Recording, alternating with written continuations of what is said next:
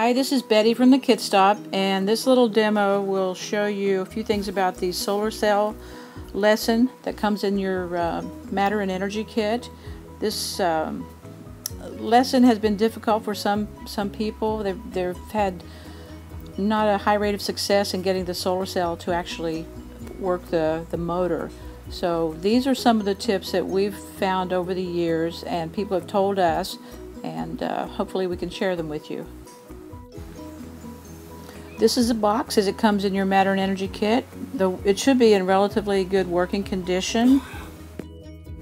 The box will come with a battery with 2 working leads attached to it.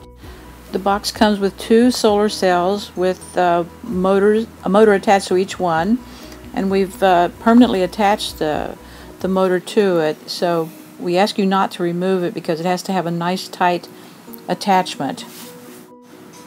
The motor should have a little blue flag attached to the spindle, so that when it turns, you can really see it easier than without it. The leads should be tightly attached to the back of the solar cell. So if by chance they came loose in transit, just put the little nuts back on, tighten them down as tight as you can with your fingers, or if they're okay, try not to take them apart. I'm touching the wire leads from the battery to the back of the solar cell to test the motor to make sure that it is working.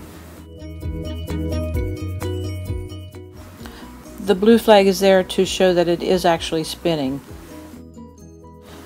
After we've tested the motor, then we take the solar cell and hold it next to the light source to see that the motor is actually running by watching the little flag spin.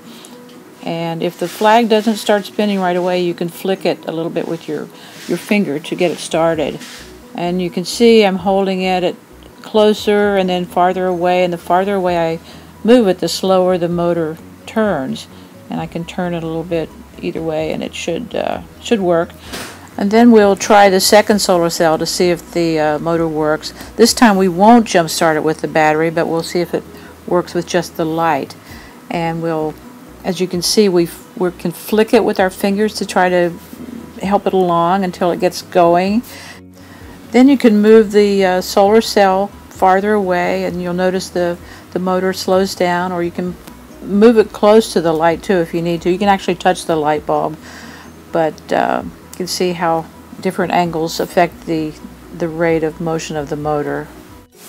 So that's everything you really need to know about getting this solar cell to work. If you have any questions, you can email or call the Kit Stop. Thank you very much. This was Betty.